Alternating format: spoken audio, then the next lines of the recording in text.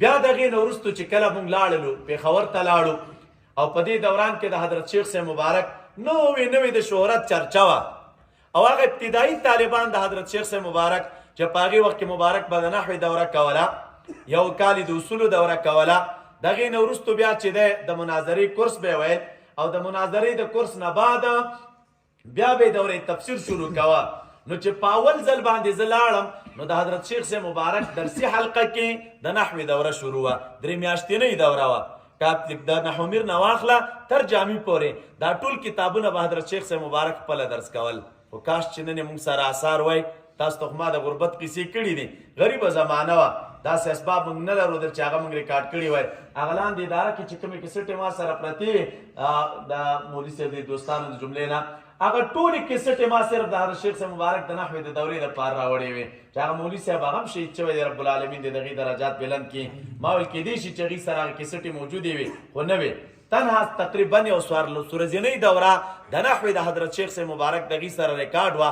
هغه کیسټې لاندې شته، نظري صاحب شاید څه ترتیب کړي او څه ترې نه پاتې وي. اراده مو ده چې هغه انشاءالله تاسو ته ترتیب کو.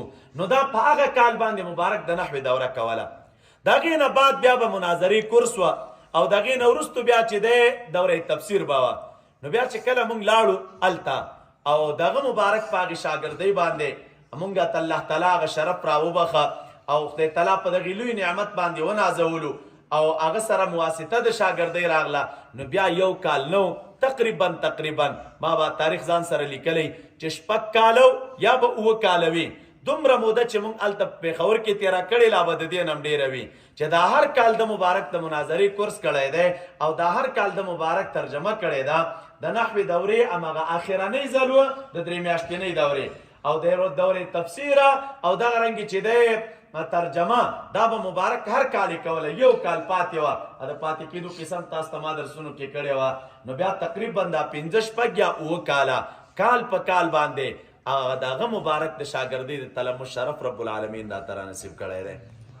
او بیا نو دغه مبارک حیثیت او دغه مبارک مقام او دغه مبارک منصب نو دا خو هغه څه چې بس په تاسو پټ نه دی، نو په هېڅ چا باندې پټ نه دی. دوستان یې مني او دښمنان یې مني. او پرونه بل ورځ موږ او تاسو ته په تفسیر کې تیر شو چې وترکنا علیه فی الاخرین.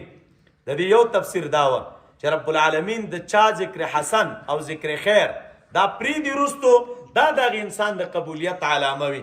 دا د مبارک ذکر خیر او د مبارک دا نیک یاد چې نن د امت مسلمه په درمیان کې پاتې دی. هر څوک په عزت یادوي، هر څوک تر د قدر په نظر ګوري، د احترام په نظر ورته ګوري. نو دا دغه مبارک د قبولیت علامه وه. نو بیا رب العالمین چې هغه د شاګردۍ شرف موږ ته نصیب کړی نو هغه د مبارک وه. الله تعالی دې ورته درجات بلند کړي. دغه مبارک په نهج، دغه مبارک په منشور، دغه مبارک په هغه نظریې باندې دی. الله تعالی موږ او تاسو ته استقامت نصیب کړي او رب العالمین دې موږ او تاسو د زیغ البصر نه وساتي او الله تعالی دې موږ او تاسو د لغزش نه وساتي.